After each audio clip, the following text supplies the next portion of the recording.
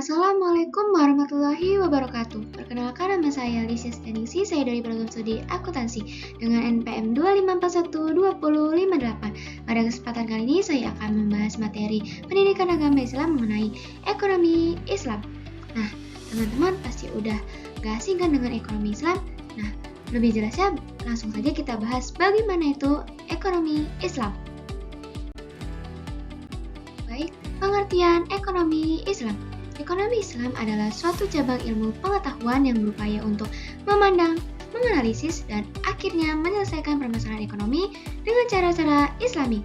Maksudnya yaitu dengan cara-cara yang didasarkan atas ajaran Islam, yaitu berlandaskan Al-Quran dan Sunnah Nabi. Nah, selanjutnya adalah definisi ekonomi Islam menurut para ahli. Menurut Manan, ekonomi Islam adalah ilmu sosial yang mempelajari masalah ekonomi masyarakat yang diilhami oleh nilai-nilai Islam. Menurut Kursis Ahmad, ekonomi Islam adalah suatu upaya yang sistematik untuk memahami masalah ekonomi dan perilaku masyarakat dalam perspektif Islam. Menurut NCDK, ekonomi Islam adalah tanggapan para pemikir Muslim atas berbagai tantangan ekonomi. Dalam hal ini didasarkan pada Quran dan Sunnah di samping alasan dan pengalaman.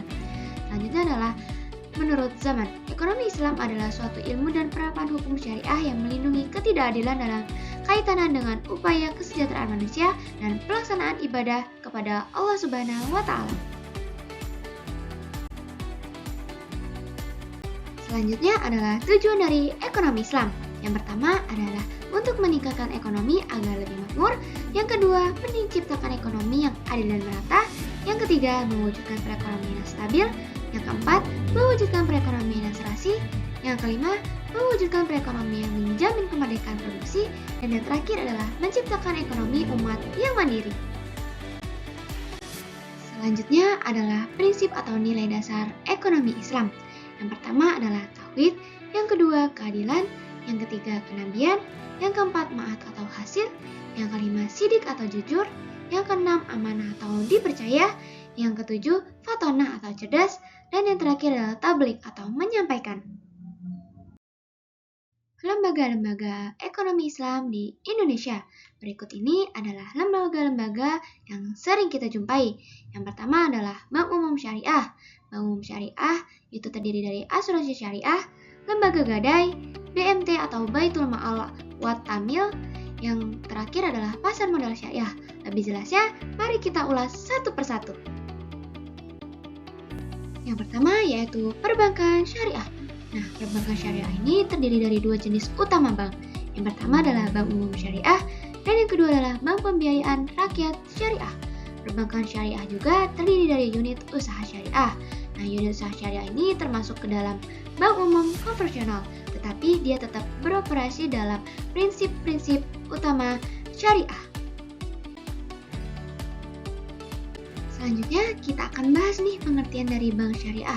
Bank syariah adalah bank yang melaksanakan kegiatan usaha secara konvensional atau berdasarkan prinsip usaha syariah, yang dalam kegiatannya itu memberikan jasa dalam lalu lintas pembayaran. Nah, lebih lanjut atau lebih jelasnya kita akan bahas satu persatu mengenai bank syariah. Prinsip syariah.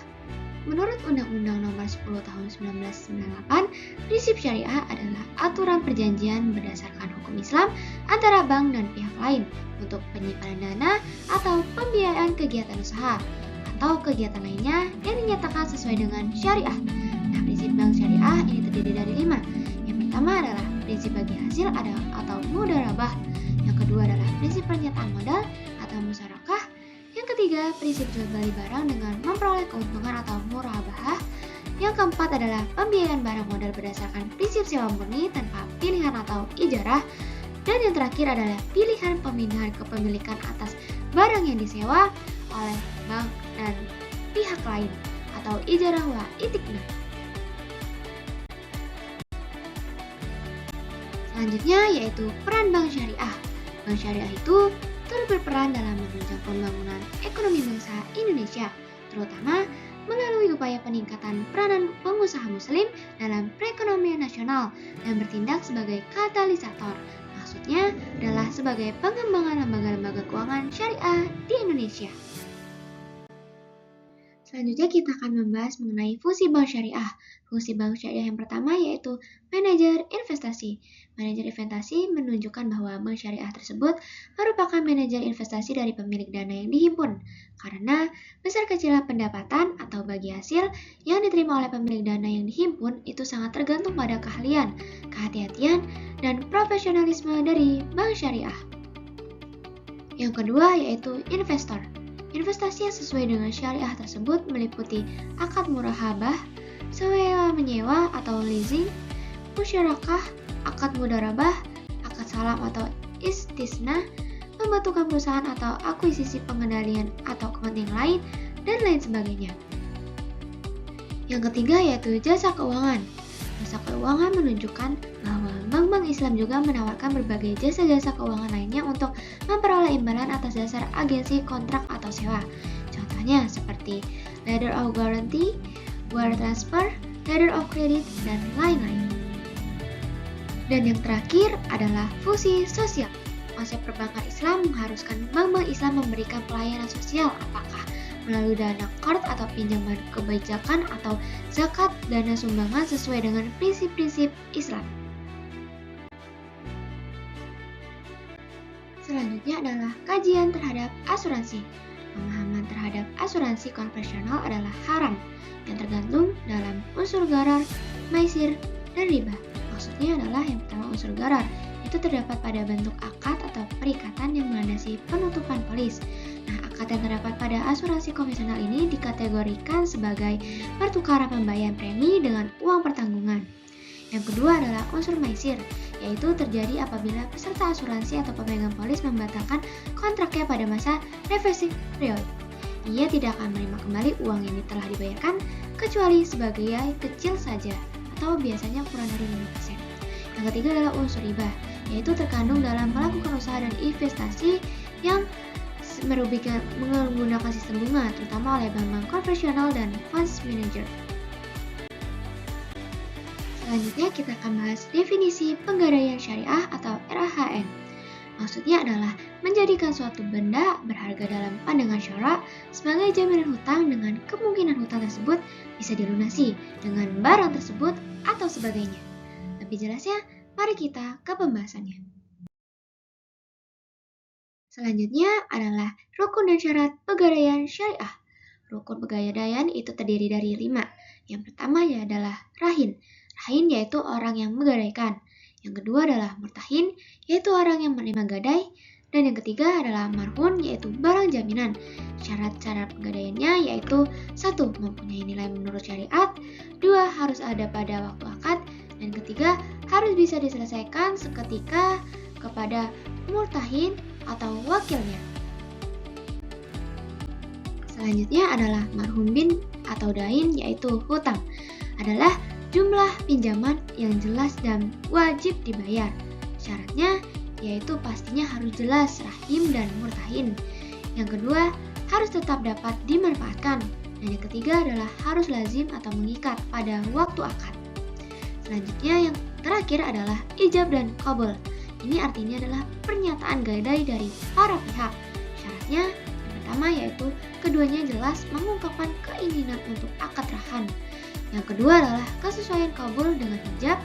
Yang ketiga, masing-masing orang yang berakad mengetahui maksud lawannya.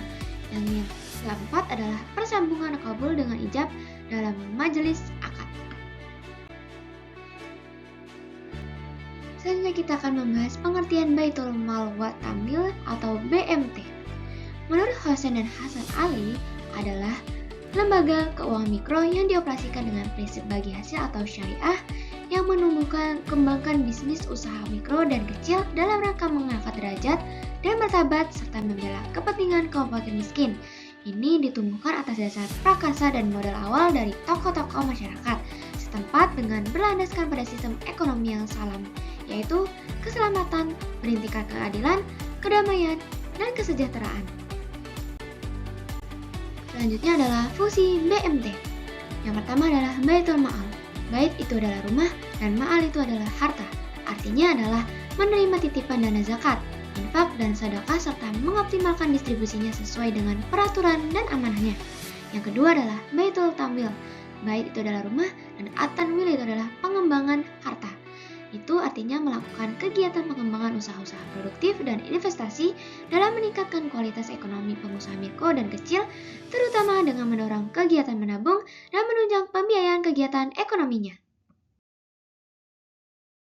Baik, dasar hukum BMT ini dapat kita lihat pada dalil Al-Quran yaitu surat At-Taubah ayat 60 dan 103, dan yang kedua adalah dalil Al-Quran surat Al-Baqarah ayat 275 sampai 280. Selanjutnya kita akan membahas konsep dasar pasar modal syariah. Syariah adalah hukum dan aturan yang berisi perintah dan larangan yang ditetapkan oleh Allah Subhanahu wa taala kepada hambanya. Nah, syariah ini terdiri dari dua aspek. Yang pertama adalah ibadah, yang kedua adalah muamalah. Ibadah itu adalah aturan yang berhubungan dengan manusia dengan Allah, dan muamalah adalah aturan yang berhubungan antara manusia dengan manusia lainnya. Manusia dengan Allah itu maksudnya adalah hubungan yang tidak boleh dilakukan kecuali yang ada perintah atau ketentuannya. Contohnya seperti sholat, zakat, sedekah, puasa, dan lain sebagainya. Kalau muamalah itu adalah antara manusia dengan manusia lainnya. Semua boleh dilakukan kecuali jelas ada larangannya. Jadi yang boleh dilakukan itu contohnya seperti jual beli, investasi, pasar modal. Nah, tapi yang tidak ada larangannya. Ada larangannya itu biasanya karena ada riba, penipuan, gharar, dan lain sebagainya. Selanjutnya adalah prinsip pasar modal syariah. Yang pertama adalah pembiayaan dan investasi pada aset atau kegiatan usaha yang halal, spesifik, dan bermanfaat dan dilakukan dengan bagi hasil. Yang kedua adalah uang adalah alat bantu pertukaran nilai. Yang ketiga adalah akad yang terjadi antara pemilik harta atau investor dengan pemilik usaha atau emiten, dan tindakan maupun informasi yang diberikan pemilik usaha. Yang keempat adalah investor dan emiten tidak boleh mengambil risiko melebihi kemampuan atau maisir yang dapat menimbulkan kerugian yang sebenarnya dapat dihindari. Yang kelima adalah investor atau emiten maupun bursa dan self-regulation organization lainnya tidak boleh melakukan hal-hal yang menyebabkan gangguan yang disengaja.